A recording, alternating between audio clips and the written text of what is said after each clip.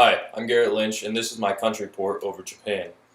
Japan and the United States are two very different cultures, and it can be very difficult to enter the Japanese market because of this differential in the different cultures.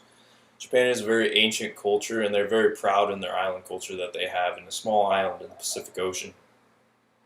They have the third largest economy, and even though they have a very large economy, they have experienced slow growth in recent years as they have had difficulty transitioning from the manufacturing focus of the 20th century to the individuality focus of the 21st century.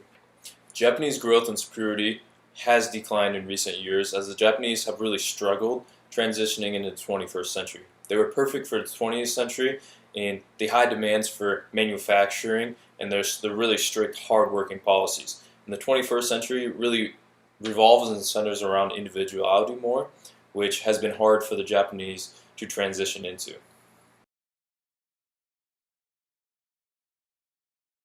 Now I'm going to talk about the demographics of Japan. They have a population of roughly 126.4 million people, and 93% of those people live in urban areas. And 98.5% of those people are all of Japanese ethnicity. There are very few immigrants in Japan.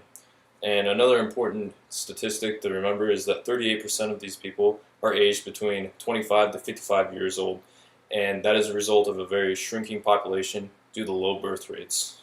And it is estimated that the population of Japan will shrink to 95 million by 2050.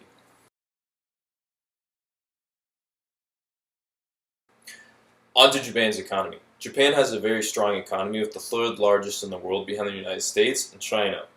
Their economy is known for and focuses on automobiles and electronics. With very minimal land, they have very few resources and a very weak currency. The exchange rate is constantly fluctuating.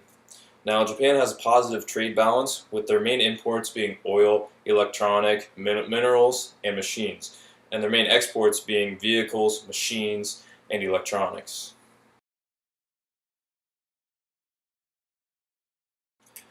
The Japanese government is built around peace and a democratic society. They are not allowed to have a military from the San Francisco Treaty after World War II, but they are allowed to have a self-defense force, and despite not having a military, they are one of the largest spenders on defense in the world.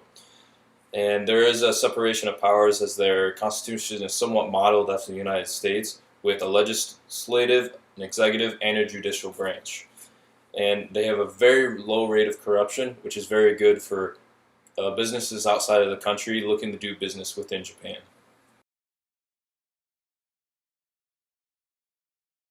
Now, the Hofstede findings can tell you a lot about a country's culture and just exactly how the people operate within that country. Japan has an intermediate power distance and is known for their slow decisions because each decision must be approved from each level of management before top management in Tokyo.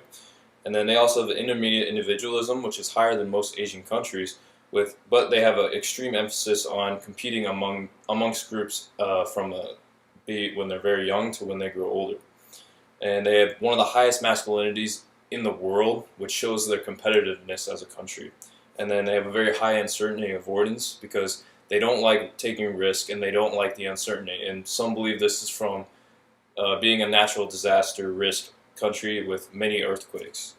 And then they have a very high long-term orientation because they don't like thinking of the next year or two. They think 20 years down the road, and they think of serving a business for generations, not just themselves.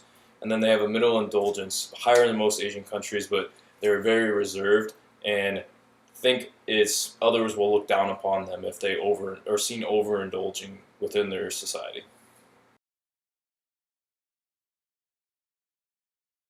Japanese culture is that of a very proud and hard-working people. The Japanese work an average of 60-plus hour work weeks and are considered workaholics by most countries.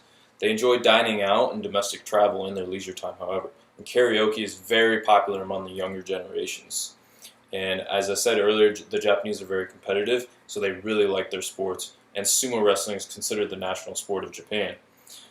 Baseball has the highest attendance rates, and the high school national baseball championships in Japan are very important and very high attended.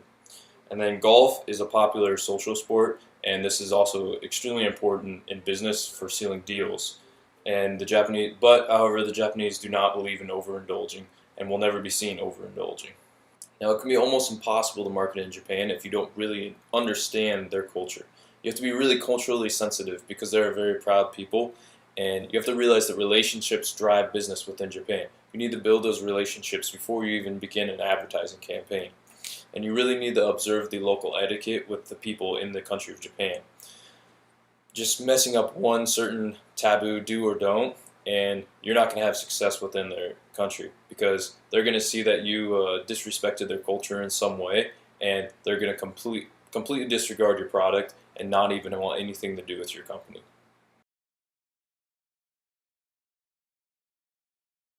Now, there are some new promising trends for U.S. businesses. And the current trend is younger generations are now entering the Japanese market, and these younger generations have a desire to be like the United States consumers or Western consumers like Western Europe. And there are four current trends for these consumers. They are now hunting for value, they want their discounted goods, they're spending more time at home, so they're spending more time on the couch watching TV or online, and they're also buying more products like Americans through online shops and large malls. And now they have always been considered a health conscious people, but they're really buying health and environmental conscious products more than ever before with this younger generation. Just to wrap things up, this shift in consumer trends is a very positive note for U.S. businesses and people looking to market within Japan.